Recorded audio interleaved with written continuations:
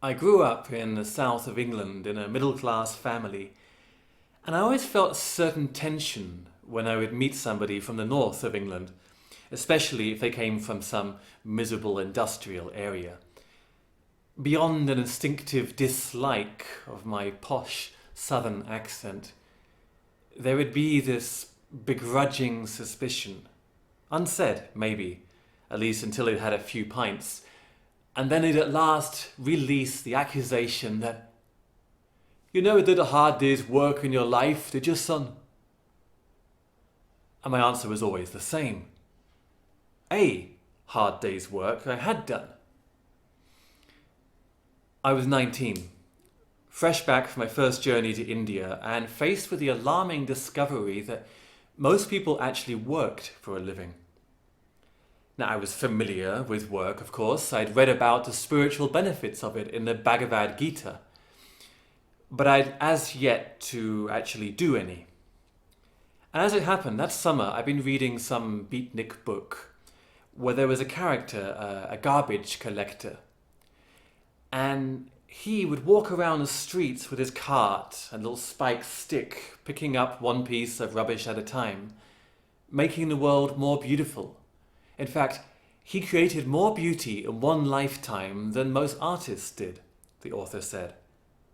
So I went down to the bins office and I signed up. And at 4 o'clock the next morning, there I was. But instead of being given my nice little Zen-like cart and brush that I'd imagined, I was told to go down to aisle 8 and jump into the back of one of the trucks. There I met my co-workers, Lofty and Ed.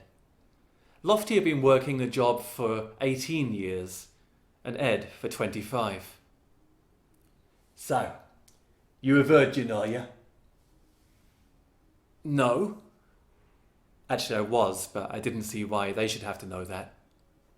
"So your first day working on the bins?" Oh, yeah. And he says he's not a virgin. They broke up laughing with a kind of laughter I'd never heard that time in the morning. Soon after, we were in the suburb we were meant to service, and the system was explained to me. What you had to do was dash down these garden paths in near darkness with a yellow skip on your shoulder, a plastic box. And that you had to fill up with the rubbish bins put outside the houses. For some reason, it only fitted about 1.5 bins, so you had to pour carefully.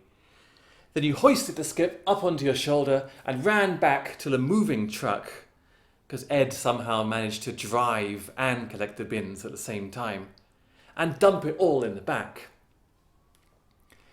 The thing was, the bin was a bit heavy for me to carry, and each time I tried to hoist it up, bits of the rubbish would tip out.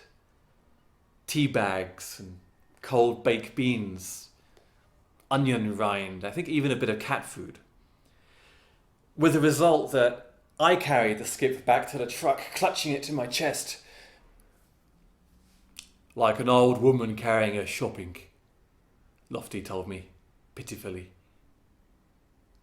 A half an hour later, the sun was coming up, and I stood on the crest of the hill, looking out over the town, all the sleeping houses.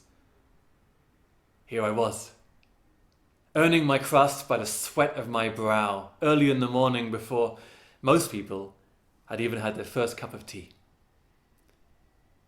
Soon after, Ed found me just leaning against the side of the truck.